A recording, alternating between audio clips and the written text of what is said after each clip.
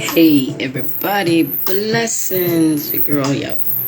Unusual time, but like I told you guys, I am gonna switch it up a little bit. And I think by next week it's gonna be earlier times, and I can't wait. It's gonna be earlier times, but I'm just doing some transitioning right now with working more hours, and I'm sorry I just can't get in any sooner. Well, I can, and that's gonna be the new thing. All right, so let's get into the topic. If y'all see that topic, it's somewhere right there. Okay. So, when you first meet the narc, let me make sure this is not too loud. I gotta be heard. When you first meet the narc, okay, you already know it's no gender. When you first meet them, male or female, and a lot of videos, and it's true, they want to, talk, but they want you to do more of the talking, and we tend to tell too much about ourselves, and they're just data collecting with that one, so they can know how to use whatever it is that you're telling them. But when you get those cocky, arrogant ass knocks, they just want to talk about themselves, their own damn selves. They just want to talk about them own damn selves. And as they're talking, they might be telling you things from the future. Futuristic ass dogs. They'll be telling you things that never even really happened yet. And they'll talk about their past, and they'll talk about current things. Or they'll be talking about things that when you're trying to get to know someone, especially if you're trying to date them, getting to know someone doesn't necessarily mean dating, but we're going to say, especially if you're trying to date them, it's just certain topics I wouldn't really want to talk about. I would be like, because narcs would say stupid-ish, like, when I was 6 years old, I was in first grade and I peed on myself. Like, you would just be like, what the hell that had to do with anything? Like, why are you telling me that? Or they'll tell you something super serious, like, oh yeah, when I was a kid, my dad used to beat me every day. You're just thinking like, wow, that's kind of deep. I just met you, so that's flaggish, red, so you might be like, especially if you're not narc aware, you might be like, okay. But if you are narc aware, you'd be like, why the hell would you tell me that? So, like I said, when you first meet narcs, they want to know everything about you, but sometimes they actually do that too. So you need to pay attention, keep your eyes and your ears open, So they're talking, and they're just, telling you all these things, especially the futuristic ass things that they say. They'll be like, yeah, because they were mirroring you during the whole conversation, because some of the things that they asked you, they wanted to ask you so that they could say, oh yeah, me too. Oh, I like jogging in the park. Me too. Oh, I'm kind of weird. I like to put mayonnaise on my hot dog. You too? I like that. Wow, we got a lot in common. So you're just like, oh, okay. Because until somebody prove you wrong, you just listening to, you just know it's just far damn fetched. And I'm so sick of these damn knocks that it's just, it's insulting. Let's start with that. It's insulting with some of the things that they tell you or ask you when they're trying to get to know you. It is just insulting. Okay, so now you guys are, getting into week 1 or week 2 or whatever, and you guys haven't went anywhere. You're just, chatting on the phone or however you're communicating. I wouldn't suggest just texting or inboxing or chatting. You want to talk to the person, on the phone or video chat. I just would suggest any, non-verbal communication. I guess I could say that. because you're just reading something, so you can't really read the person, but Knox will text something and be like, what the hell is that? Knox can be like, I went to the zoo and the elephant was sexually attracted to me. They'll text something like that and you'll be like, okay, we're done there. Because what the hell is that? And they'll try to explain it too, like they some type of zoologist.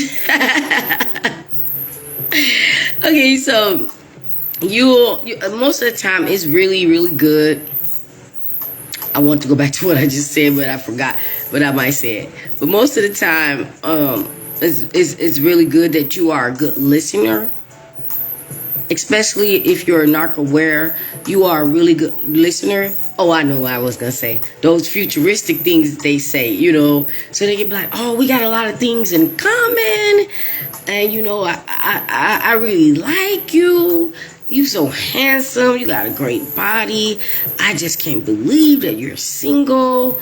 So then they'll go into something got to be wrong with you. They'll be like, you can't be single. You're lying. So they always try to figure out if you're lying. I got this damn napkin stuck in my elbow. They'll be trying to figure out if you're lying, but you're actually telling the truth, because they don't know they don't know your background. They don't know why you at where you at, because they're never allowing you to join the conversation.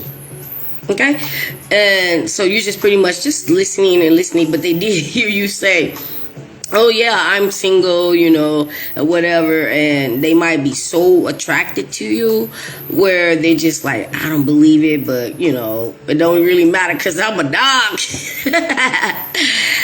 It don't even really matter because I really actually love, as a knock, destroying people's relationships. But if this person is really telling the truth, I'm a knock, I'm gonna destroy this person as well. So they're like, okay, wow, well, I feel lucky, that you're single and, we're getting to know each other. So they'll start telling you so many more things. They're really trying to give you a verbal resume, to get you hooked, like, you can't believe that this person is so amazing, even though they don't have any receipts. So here we go with the receipts, because I'm about to drop the bomb. I'm telling you, I'm about to drop the gem on why they talk too much, okay? Stay with your girl. Okay, so you might be like, oh, I love to cook. I love to golf.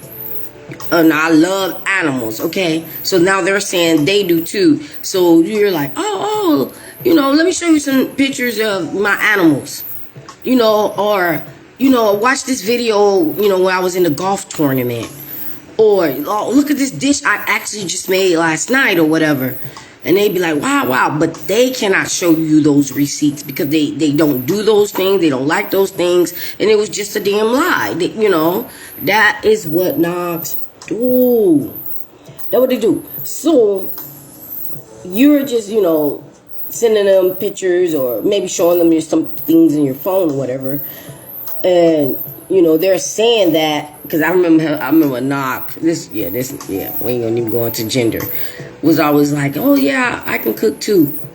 And I'm noticing, like, I'm always doing the cooking because I actually don't, know how to cook. I love to cook. And I'm thinking, like, they they be so convincing that they be like, oh, I know how to cook. I'm not good. You done thought you had a meal. You done thought you had a meal that they cook, and then you be like, oh yeah, we cook. Me and my people, we cook it. Naming all the people that you do know can cook and add them in there, but they never cooked. You never ate nothing of theirs, and if they can cook, you don't even know if it's good. But they've been saying it so much that they convinced you that you had a damn meal of theirs. Like, you remember I made them refried beans, and you just like, no, you remember we had the potluck, and you be like, oh yeah, those are refried beans.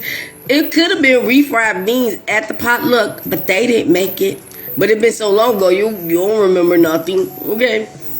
So, back to the topic. When they're talking too much, so that is the topic too. But when they're talking too much and they're telling you all this stuff, and like I say, it's all over the damn place. It's just all over the damn place. So when it gets to the point where they can't hold the mask up any further, okay? They cannot hold the mask up any further, and they're getting to the point where they got this like alarm clock, like ding, ding, time's up.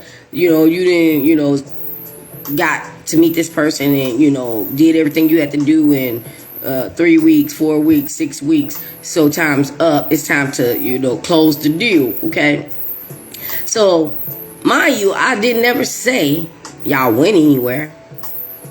I never said y'all spunk any time. I said that you guys were talking. And when you meet someone, whether they want to date you or not, it always has to start like a friendship.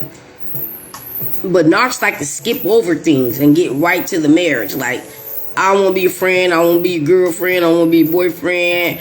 I want to be the husband or the wife. But as soon as I get that, I'm back dating. That's how they do. And then I'm back over here where I started. But now you're here. That's what they do. That's what they do. Skip over every damn thing and start interjecting all these future ass plans.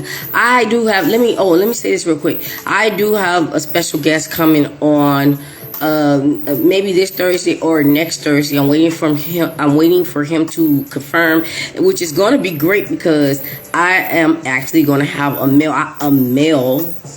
I think this the first time male. No, it's not the first time male I had on my show, but it's nice to have men on my show to give their point of view of whatever it is that they gotta say. I'll just put it that way. I ain't gonna give it up just yet, but I got somebody coming up. Look for the flyer and the date and the time. Okay, I already know it's gonna be a Thursday, so I'll give you that much. Okay, shh. All right. Okay, so they get to the point where they're ready to close the deal, and hey baby, so they get to the point where they're ready to close the deal because they figure like, okay, it's been this amount of time, and I'm ready to lock this new supply down. New supply is just a new person that they want to have and abuse because they are nog. Ain't nothing else to say about that. All right, so the reason why the topic is when you first meet a narc, they talk too much, is because when they're doing all that talking, so like I said, they tell you their past, they tell you current, they tell you futuristic ass, unrealistic ass plans. No, I hate those narcs that be like, oh, I can see we're soulmates. I can see that we're gonna get married, male or female. So I'm saying it that way. I know you're the one. Only from what they allowed you to say about yourself. Cause remember, they're talking. So it didn't even really matter what you said, but they did have to take in that data that they needed. As a narc. Anything that you said they can't hold against you, even though they're not lawyers. The lawyers, they're narcs. So they'll take important things that they will let you say. Oh, I forgot this part. And they don't like questions. So they're doing all this talking. So you're thinking that you can just be like asking questions about certain things, or maybe ask a question about something that they said. They'll get real mad and they won't elaborate on that at all. Because they're just talk. Like I said, they can tell you something so deep, like you the damn therapist, like you Dr. Damn Phil, and you'll just be like, we just met. Why would you tell me that? When I say they can tell you some dark-ish, like my last example, oh, my father beat me every day. They can even tell you some dark-ish, like, oh, my pastor raped me, or touched me. And you're just like, wow, I don't even know what to say. I don't even know what to do with that, We just met. I'll tell you why they do that. So we can wrap it up. I don't want to drag it along because I think I'll be doing that too long. They do that because they want it to seem like that you know them. And you know them longer than you really have because they took you through history, current events, and the future. So even though it's been like 3 weeks and you know y'all talk, let's say y'all talk 3 or 4 times every week in the 3 weeks, and they told you so much, so they're thinking in their narcotic ass mind that you know them. You know them, and then whatever they allow you to say, they say, you know, they know, or they think that they know you, or don't even, they really don't matter because they don't care. They just want you to think that you know them. So it seems like that y'all have a history that's longer than it really is. So when the ish hit the fan, where you just be like, yeah, you know, this ain't gonna work, because they're already trying to move you into whatever zone they want you to be, whether it's friend zone, business zone, relationship zone. They're already trying to put you there. So when it gets to the point where you're just like, nah, you know, we got these things, you know, we cool with, but it's not gonna be that what you want. So they'll get all mad and stuff, and then that's when they'll be like, oh, well, projection. Oh, well, you know, we just met, and, you know, I thought this because you said, and blah, blah, blah.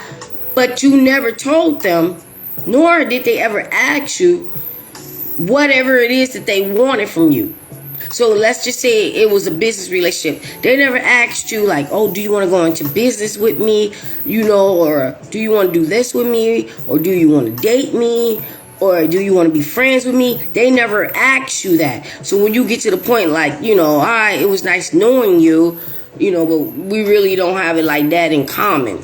And they'll be like, oh, you know, but, you know, and try to guilt you and make you feel some type of way, because they already had in their narcotic ass mind whatever it is that they wanted from you and where they wanted you to be. God forbid it if it was a relationship. Because then they're going to try to act like you led them on, or you said this or said that. They will literally conjure up. Listen to me. They will literally conjure up a whole argument with themselves, to themselves, and project it over to you and want you to defend it. So you could have been like, all right, good night, hung up, and then they'll call you back and be like, oh, you didn't even tell me good night. You said F you. And you just be like, I didn't say F you. I heard that, and you know you didn't say that. And that's because at that point, they already know that you're not going to sign up for whatever it is that they want from you. Or you actually told them like, excuse me, you actually told them like, you know, yeah, you cool, but let's just stay friends. Or no, I already have a business partner in mind, or whatever. So when you give them that ultimate no, because you probably told them no on a bunch of things, but when you gave them that ultimate no, that's when the mask falls off. And this is when they shoot their own damn self in their foot, because they don't have to blow it up at that point. Why do narcs always blow up and mess up ish way before they wanted it to happen? Because they can't control themselves. So when they get to the point where you like tell them no with something that they really wanted, they'll blow up. So now it's never going to get any further than that, because you're done with they dumb ass. Okay? You're just done. And they'll be like, they got too much pride, but they will be like sticking to their guns that it was your fault why you guys never got any further than where you were. But they know it's them. They know it's them when they do certain things where you don't want to get to know them, and you're just like, it's just another knob. I'm going to say this and I'm going to end it. A lot of us that, you know, got out of that situation, this is the reason why we have trust issues with meeting or talking or getting to know someone. Because I'm not going to say everybody that, you know, takes us to the left is a nog, but they got traits or they're toxic or they just ain't for us. They just ain't for us, you know, and they always attracted to people that ain't attracted to them that way. And be feeling some type of way like, you know, how dare you not to be, you know, over here where I want you to be. My ass. Okay? But that's what they do. They talk too much to the point you get to where you're like, I don't even really want to get to know you. I don't really want to sign up for that. You know, whatever that is that you're trying to do, that's just going to take too much out of me. And you're just looking for some help or some sympathy. You're just looking for whatever you think that I can offer you. Or you're looking for me to heal you or save you through whatever it is that you're going through. And that's not me. Everybody got their own issues going on. But a narc wants you to ignore everything about yourself and focus on them. I love when them narcs rip their mask off real quick and set it on there and fire it, then try to stump it out, and then they put it back on and it got all type of burn holes up in it. Get your ass up out of here. You better call the fire department. That's what you better do. You burned up. Matter of fact, you better call a seamstress. Try to see if they can repair that damn mask, because y'all ass set it on fire and tried to stump it out. I don't know. I know I be joking like, yeah, it's more narcs here than there. But when you become narc aware, you see them everywhere. You see them every damn where. It's just like, is there any more normal people in this damn world? I disagree on the live the other day when it was like empaths don't meet empaths because empaths not attracted to each other. What makes everybody think that one empath and another empath, that they both can't be attractive? That they both can't have something in common other than being an empath? It's like they're trying to say that an empath will meet another empath, but the empath that they meet is not attractive. That's bull crap. All day. That's bull crap. But you get some empaths that, you know, they some that like that side but don't want that side. They want a little bit of bad, but they don't want a knock. Then you get some empaths that just don't want nothing to do with bad. You do this for me, I do that for you. You make me happy, I make you happy. I know what you're thinking, so I'm gonna handle that. You know what I'm thinking. I don't feel good, you there. You don't feel good, I'm there. You know, if I had to take out the garbage but forgot, but you did it. You know, it's empaths like that. Like I'm tired. How about that? I'm tired. So I don't want to go through that. That's how it is when you're raising kids. I'm not trying to raise nobody to know how to connect to Konita. Hell no. I ain't finna teach you. I ain't finna train you. I ain't finna give you the resume. I ain't finna give you the key to the mint. I ain't finna nothing. How about that? How about that? But narcs talk too much and they're gonna just tell you everything you need to know. You just have to listen. You, right there. Y'all have to listen. But I do feel some type of way. Me and Self had a conversation. I'm like, Self, really, is it just only narcs? You know, why do narcs always try to, you know, and narcs, it be insulting when they know they have nothing to offer, that they not the prize. They don't have any value. It's insulting. It's like, you know, me, let's say I'm not the richest woman in the world. I'm not the poorest woman in the world. I don't want to say what I'm thinking because it'll sound offensive. Let's just say I'm just, you know, a homebody and I make crafts and I make my living through crafts.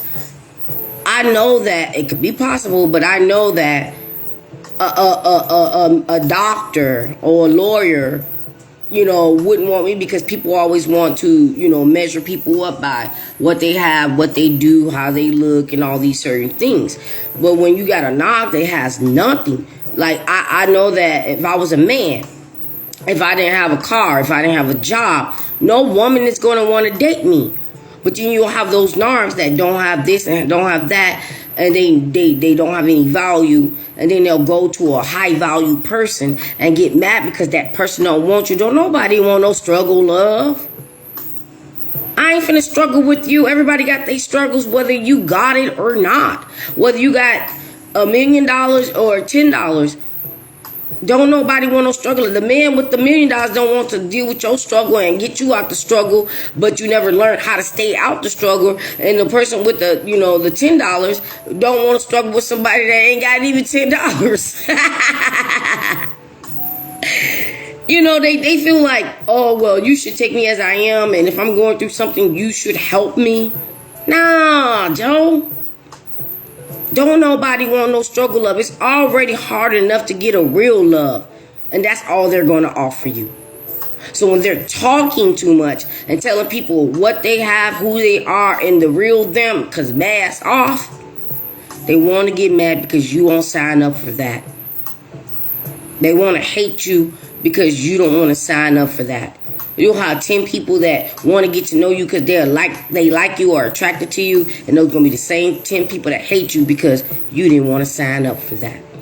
Now, with that being said, the girl gonna go. Y'all gonna catch this on the premiere. I hope it's not too long. It wasn't supposed to be, but it is what it is. Let me go. See y'all on the next one. And again, I got a special guest coming in, you know, next Thursday or the Thursday after. Be blessed.